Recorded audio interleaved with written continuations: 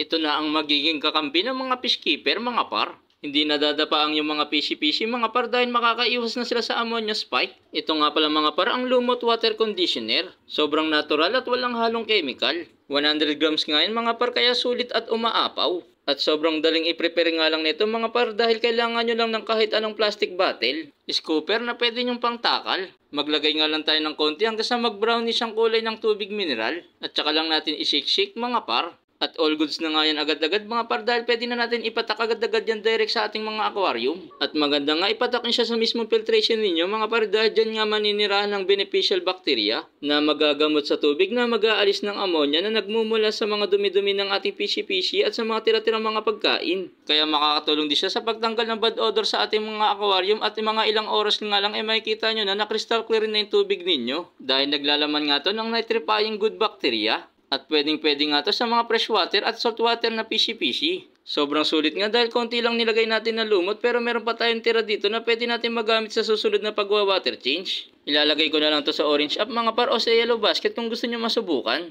Happy fish keeping!